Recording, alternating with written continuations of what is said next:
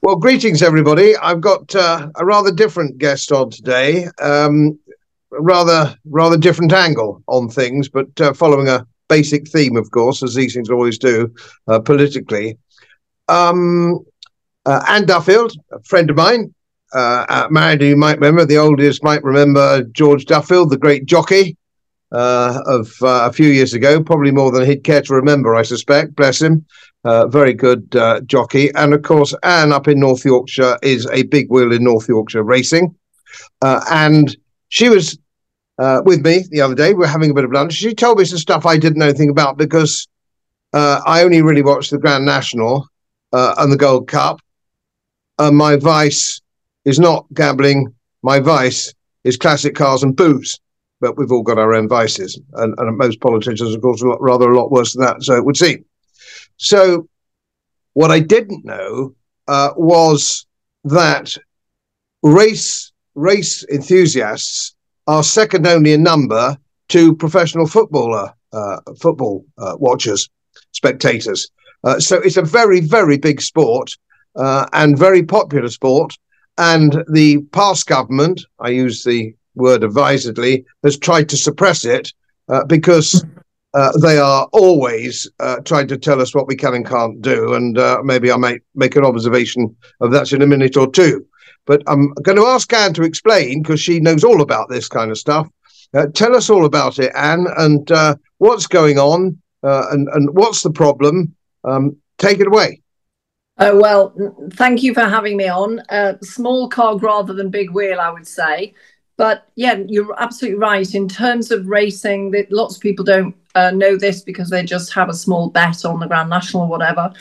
But a couple of years ago, the current government, the Conservatives, but this is across all parties. I don't think this is just Conservatives.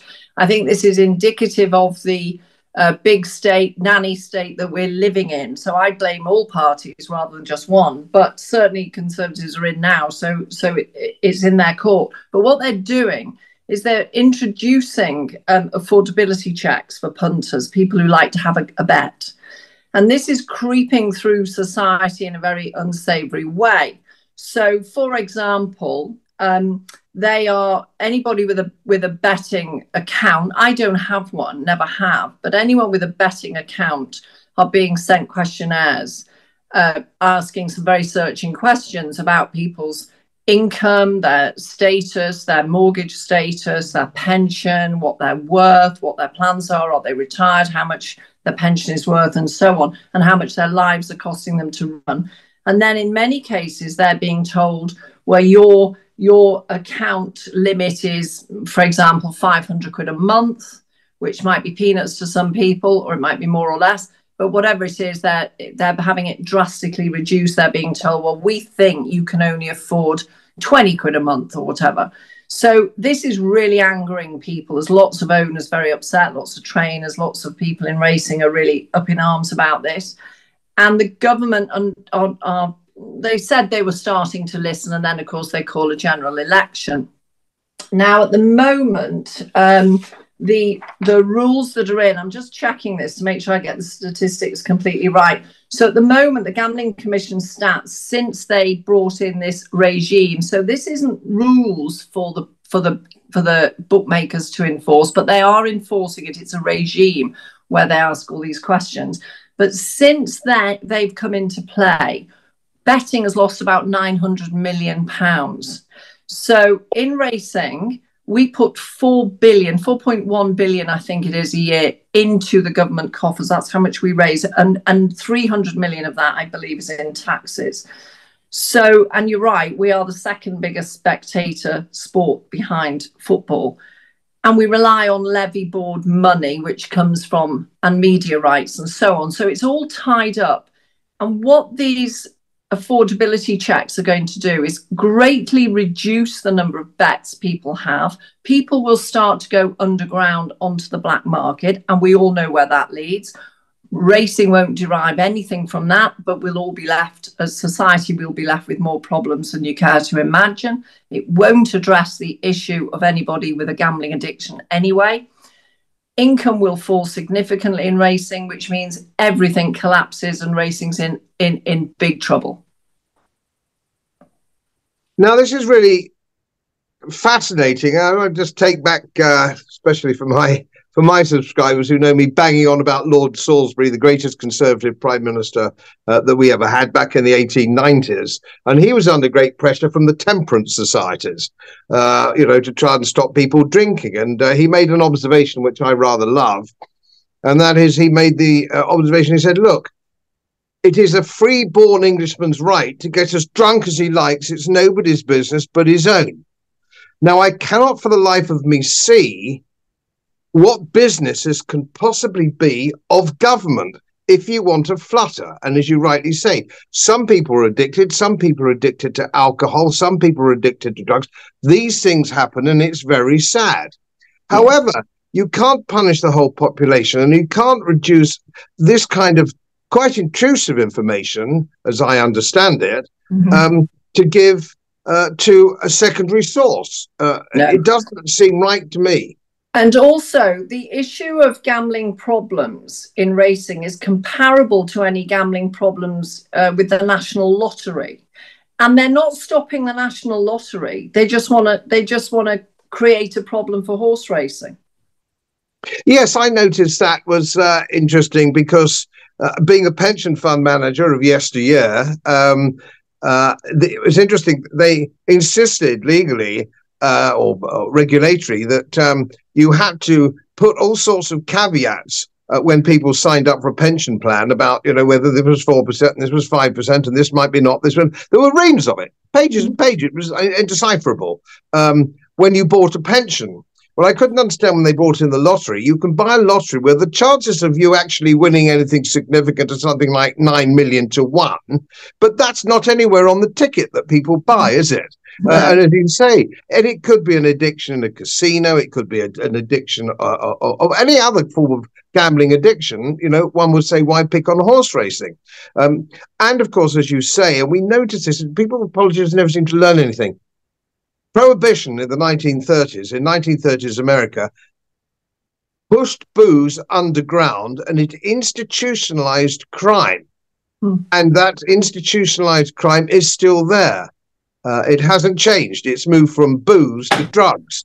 But they set in the template for things like that. And it seems to be a very backward step to actually force what's bound to happen, as I would understand it, to force it back where it used to be, making betting illegal on the back streets. And if somebody's got a gambling addiction, I can't remember the name of the film with James Caan in it, then you don't just have a problem of actually owing the bookmaker money. From the back streets, you have somebody who will come round and break your legs if you don't pay up. And these are the sort of things it's clearly going to go back to. What is it? What is there a particular minister I know they're all going to leave. Thank the Lord. Are there any ministers that you happen to know who are particularly bovine when it comes to this? No, I know that the British Horse Racing Board and all the associated parties and the bookmakers are making representations to government. And from the I don't deal too much in the racing's politics anymore. I was far more involved than I am now. But from what I gather, they thought they were making some inroads. But I'm not, knowing how it works and how long these things take, I'm not convinced they were making any inroads at all. The government, and I do think this is across the board. I don't think this is just Conservative. I think the Labour would be just as bad. There's no libertarian anymore. And they just seem to want to stop everybody doing everything. And they don't care if they stifle business. And in horse racing, it is a huge industry and a sport, brings in so much money, 400 million, just over 400.1 annually into billions, sorry, not million, into the UK economy. And it is not a small amount. We're not an insignificant industry. And I just don't think they've grasped how significant and dangerous these new rules are, and unnecessary, totally unnecessary. It seems there's a streak in modern politics of puritanism. These people are sort of, you see that their tall hats, you can also see them witch burning, can't you? They seem to have this, if it's fun, ban it. If it's not in the Old Testament, ban it. It's a very funny situation with these people. They're all I've often made this point on my channel before, and excuse my subscribers for saying it again. I rather think that most politicians are from the genre of the milk monitor. I'm dating myself now. These little people of no great significance suddenly get political power because they couldn't get into the football team or the rugby team or the cricket team, and they were bullied at school. Love to make all these rules and regulations, but as you say, rightly say, it's not for them, is it? It's not for them. It's not for the lottery, but it's for everyone else. Yeah, well, you know, they say, give a man a tabard and watch him invade Poland. That's probably not the right thing to say nowadays while there's a war on, but it's true. And I just don't get it. No, I think you're right. I mean, there are people, don't get me wrong, there are people who need help with their addictions, whatever those addictions are. But to destroy industries like racing by taking a sledgehammer to crack open a nut is only going to drive it underground. That will make the problem far, far worse. And everybody will suffer. It won't work. It can't help. And I just don't understand why they're doing it. But they are, and people need to know. There's another thing that has come out as well quite recently, and that is people who are looking for mortgages or looking for finance for a vehicle or whatever. The AI systems that they now use to trawl through your bank accounts are picking up on people who have a bookmaking account, and that's going down as a black mark on your credit score when people apply for funding. So that's another thing to bear in mind. That's a huge thing, and they don't get told if they're turned down for a mortgage or for some funding. They don't get told it's because you've got a betting account, unless they do a lot of digging, which takes a great deal of doing, I'm told. So they're, you know, all these things, then they're not good. They're not good for our liberty. Then they're really poor, and it shouldn't be happening. Right, well, thanks very much for the putting us all in the picture there. That's most interesting. A lot of stuff I didn't know. If you're out there, anybody from Reform, if you want some of the racing fraternity to actually put their cross by you, you might take this on board and see if you can help this vast industry. It's in everybody's interest. Thanks, Anne. Thanks again. Thanks for coming on, and good luck with putting your case across. Thank you very much. As most of you know, my work is very heavily independently research-based. And I get my information from all over the world. It would help if you press the subscribe button and the little bell next to it, because the more subscribers I have, the more likely it is that international independent research institutes will share their material with me. It's most helpful, and then of course I automatically share it with you. So surprise, won't cost you anything. Thank you very much.